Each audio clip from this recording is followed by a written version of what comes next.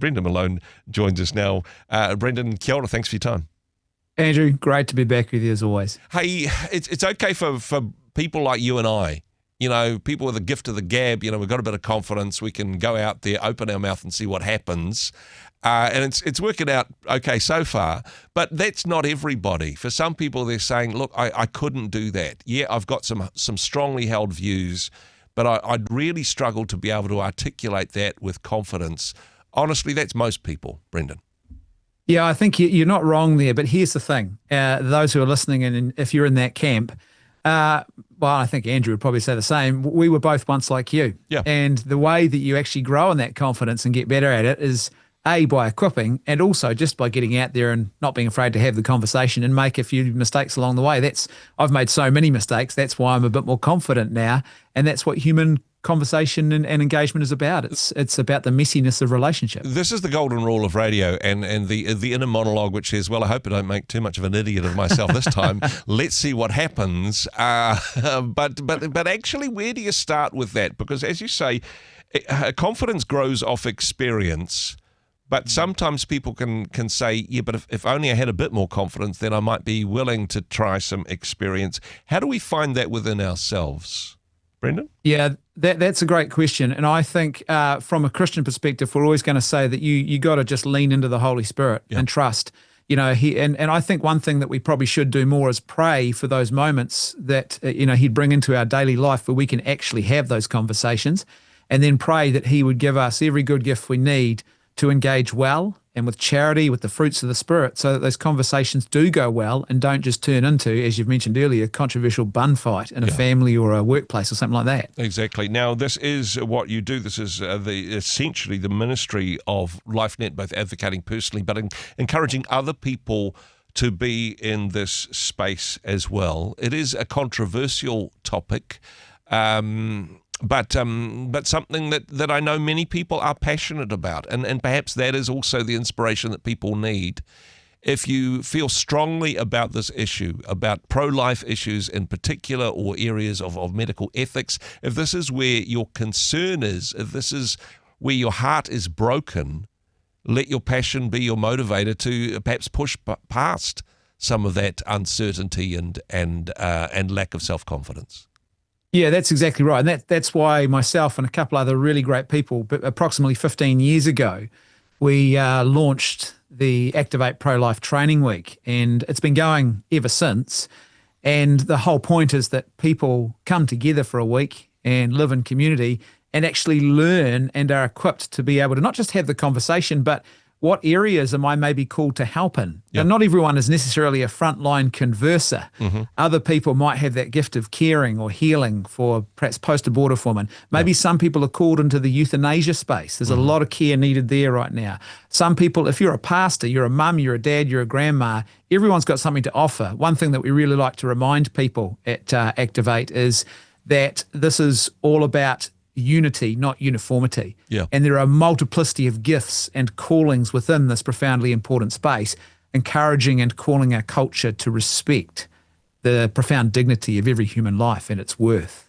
Taking nothing away from prayer, but actually if somebody has a burden for this type of thing, maybe that is something that God has put on their heart. Yes, to pray into that space. But here's a dangerous prayer, to pray the prayer, God, how can I use my life, use the skills that you have given me to serve in this space, instead of saying, hey, the government should do something, or isn't it terrible that this policy's in place? Yes, praying, but also practical work in that space as well, finding God's calling towards that. Yeah, exactly. In fact, one of the things that we often talk about at the Activate Pro-Life Training Week is there's this great quote or incident that happened in the life of G.K. Chesterton. Mm-hmm. Now, some of it may be apocryphal, but it's well and commonly related by different people that the Times of London ran a big piece complaining about the state of the world, and the editor decried and said, what's wrong with the world today? And that's a very easy trap to fall into. Now, Chesterton famously replied with a letter to the editor, and he said, Dear Sir, you've asked what's wrong with the world today? I am. Yours sincerely, G.K. Chesterton. So Wow. in other words, take responsibility, get engaged. And that's one of the things we've seen at Activate is that we've had everyone from, we've got current politicians who have been through it. we've got mums and dads, we've got teachers, we've got medical professionals, we've got pastors and ministers who have been through it. And a lot of people, I think they come along thinking, oh, it's just going to give me a set of skills. But in actual fact, what we do is we unpack the current cultural situation. We look at that worldview question. What is the fundamental difference between the Christian vision of reality and the secular one when it comes to the human person and human dignity, and how profound and important that is? And a lot of people leave saying, you know what? I came in thinking this was hopeless. It was overwhelming. Everything was against us. All the legislation was terrible. The numbers didn't look great. But I've now left realizing, you know what? I can actually do something. I might only be one, but I can do something, and I have something to do. And so I'm not going to actually walk away or stop doing that thing I'm called to do. And so it's profoundly beautiful. As I said, you don't have to be an expert or someone who's already equipped. You could be someone who is just beginning that journey and just wants to start that. You could be someone who is highly qualified and is looking just for that boost in that community around you. It's so important to map out the cultural and spiritual minefield, if you like. You know, if you're going to be playing hopscotch on a minefield, go with a map and throw rocks ahead of you, I suppose. Yeah, that's exactly it. And the reality is that a lot of people look at, say, something like abortion or euthanasia, and they see this rotten fruit hanging from a tree. Yeah. And what we often miss is that it's not simply the fruit. The tree itself that it's growing on is a problem, and we need to understand, well, this is different to, as I said, the tree of Christianity and what the fruit that gives to culture. And so once you start to situate it, a lot of people suddenly realize, oh gosh, this actually makes sense to me now. When I'm having conversations or when I see legislation, this is a reflection of a set of ideologies that have been boiling away beneath the surface, and it gives them a sense of confidence. And all of a sudden, I would describe it like this. It's like the Wizard of Oz. You go there expecting to find the great and powerful Oz, you pull back the curtain and it's a little man pulling a few strings. And a lot of people see that once they realize the actual ideological and philosophical climate that we're living in. In terms of the topics that you look at, I mean, it is quite the commitment of saying, you know, I'm going to set aside some time over this week to go deeper in this, to be equipped and inspired in this area.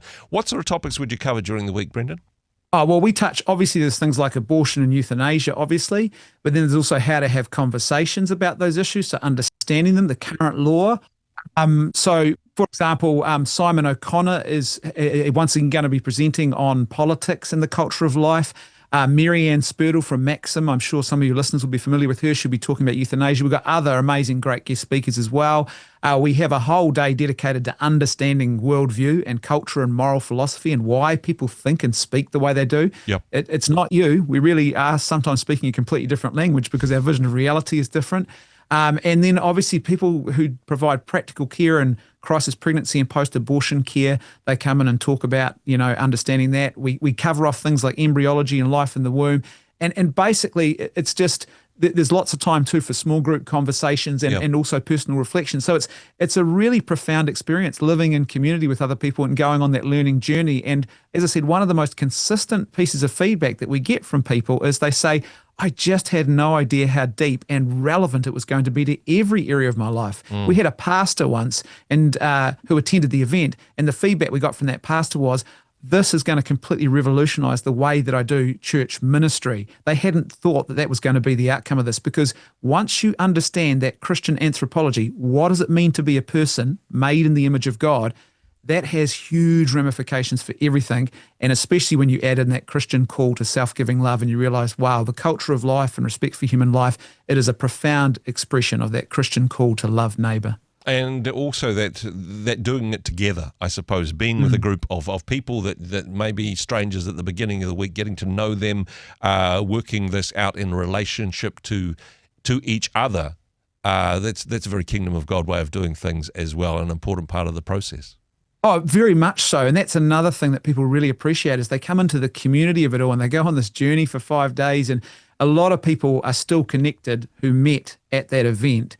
And the other thing we've also had is like as an event itself, over the 15 years, there's been like an evolution. This is now, Activate is now a great example of Christian collaboration between ministries. This is an event that's run every year as a collaboration. Focus on the Family, LifeNet, and Voice for Life New Zealand all collaborate to put this event together. And then that's also reflected in the event itself with the collaboration between participants. It's really quite a beautiful thing and unique in many ways on the Christian landscape here. Very much appreciate the work that you do to make this happen. Now, the event is happening between the 25th and the 29th of August, so just over a month away. If this is something where you're saying, you know what, in my spirit, I feel that this is something I need to be a part of, what's the next step, Brendan? How do people make that connection to be a part of this? Well, Andrew, we've actually just had an absolutely phenomenal blessing that has been granted to us in the last couple of days. We've had a donor who says, I so value this work, I want people to attend. They have given a donation so that the next 24 people who register can pay only 50% of the normal registration fee. It's cut in half. So I've only got 24 of those. To do that, go to activatenz.org. That is activate with an 8 in it, nz.org. If you Google Activate Pro-Life Training Week New Zealand, you'll find it as well. And you just register and you will pay only half price for the next 24 regos. Absolutely amazing opportunity. And I just can't encourage people enough. You might be sitting there thinking, oh, I don't know about this. But it'll be a thing that even if you're thinking, I'm not really a big pro-lifer, that's okay. You'll walk away from this event with a profound sense and renewal of your sort of vision of what it is to be human in the eyes of God, and that'll transform everything for you. Brendan, thanks again for your time. Thanks for being part of the program today. Great to be here, Andrew. Hey, thanks very much for joining us in the Rhema studio. Thanks very much for watching the interview. It's kind of nice to have an audience, actually. And if you did like what you watched, then do give us a like, do give us the thumbs up. And if you'd like to see more interviews like that one, or perhaps even better, subscribe and those interviews will come straight to you. Don't forget to turn on your notifications, and we'll see you in the next one. Cheers.